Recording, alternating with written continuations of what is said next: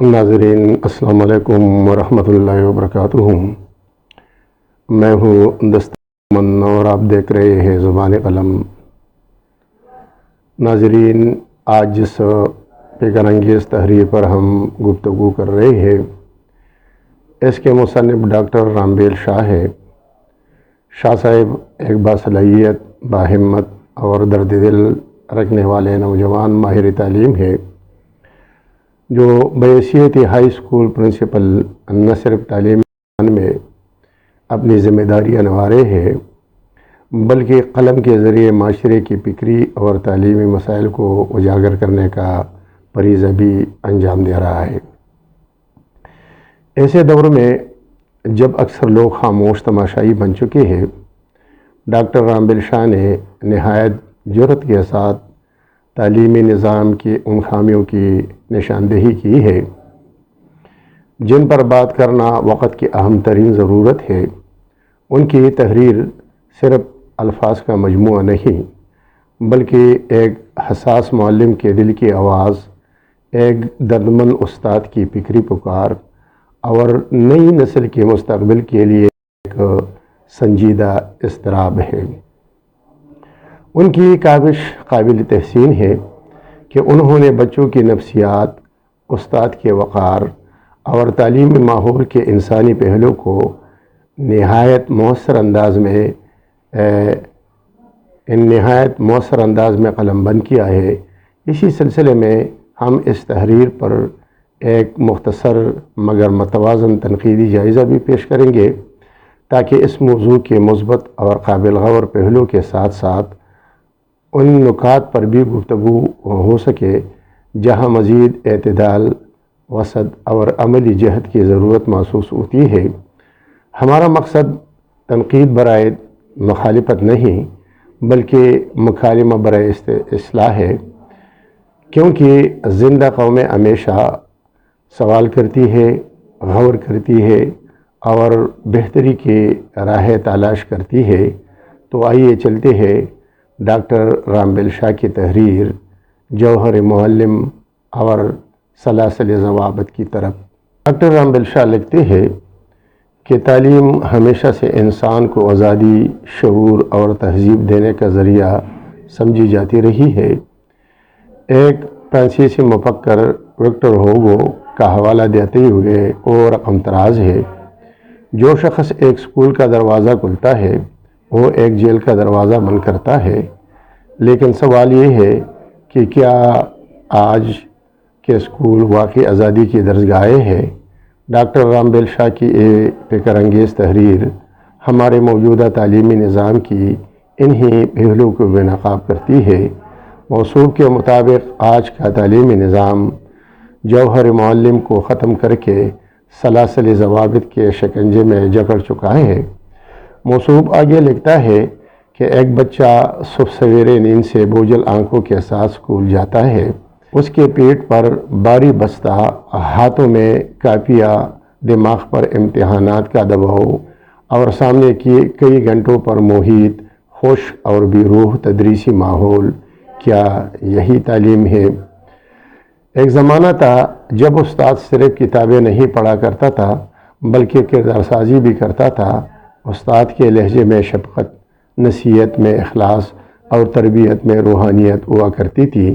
لیکن آج استاد بھی فائلوں، رپورٹس، مختلف قسم کے ایپس اور مانیٹرنگ کے بوجھ تلے دب چکا ہے۔ ڈاکٹر رامبیل شاہ اس حقیقت کی طرف اشارہ کرتے ہوئے کہتا ہے کہ جب تعلیمی ادارے صرف قوانین، حاضریوں اور اعداد و شمار کا مرکز بن جائے تو وہاں علم کی روح مر جاتی ہے، اور جب علم کی روح مر جائے تو اسکول نہیں رہتے بلکہ خاموش قید خانے بن جاتے ہیں۔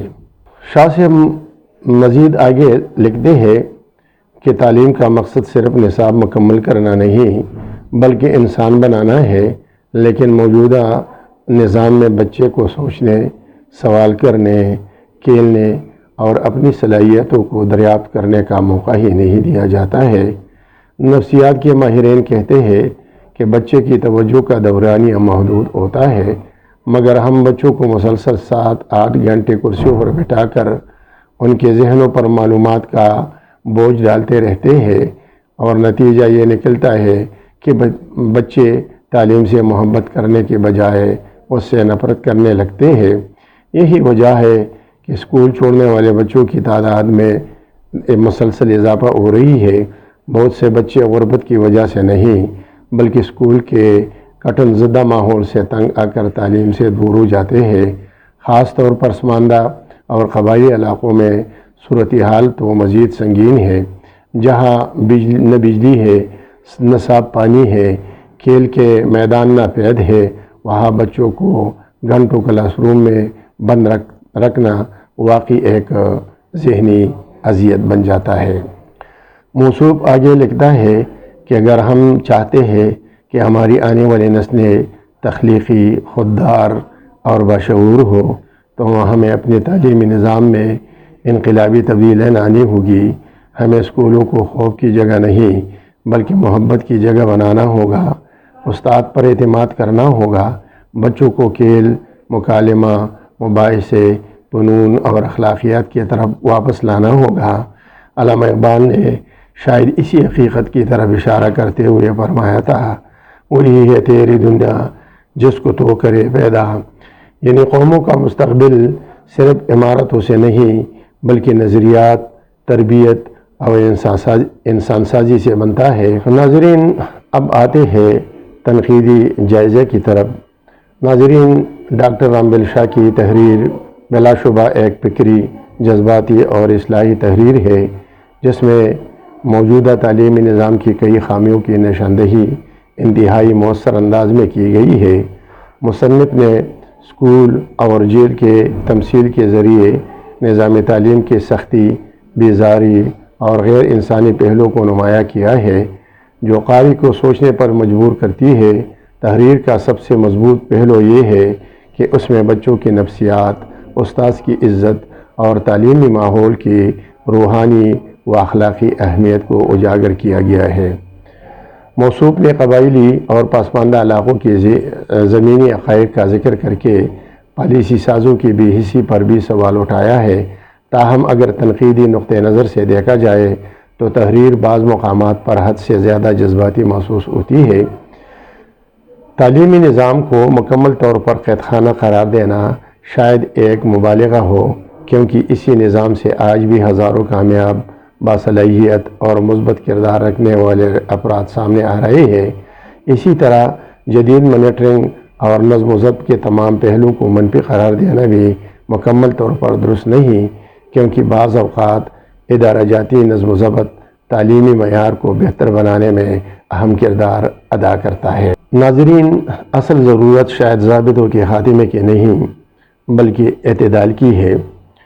ایسا توازن جہاں نظم و ضبط بھی موجود ہو اور تخلیقی آزادی بھی، جہاں استاد جواب دہ بھی ہو مگر باعزت بھی، جہاں بچہ تعلیم بھی حاصل کرے اور اپنی معصومیت بھی برقرار رکھ سکے۔ میرے نزدیک یہ تحریر ایک سنجیدہ مکالمے کا آغاز ہے، اور اگر ہم نے آج اپنے تعلیمی نظام پر غور نہ کیا تو آنے والی نسلیں واقعی ہم سے سوال کرے گی کہ ہم نے ان کے ذہنوں کو آزاد کیوں نہیں ہونے دیا۔ ناظرین، آپ کی نظر میں ڈاکٹر رام بل شاہ کی اسلوبی تحریر کیسی ہے؟ اس نے کس انداز سے تعلیمی مسائل پر اپنا قلم اٹھایا ہے اور میں نے کس انداز میں اپنا تنقیدی جائزہ پیش کیا ہے؟ اپنی رائے کمنٹس میں ضرور دیجیے۔ اگر آپ کو ہمارا یہ ولاگ پسند آئے تو ویڈیو کو لائک، شیئر اور چینل زبان قلم کو سبسکرائب کرنا مت بھولیے۔ اب مجھے اجازت دیجیے۔ خدا حافظ۔ پاکستان زندہ باد۔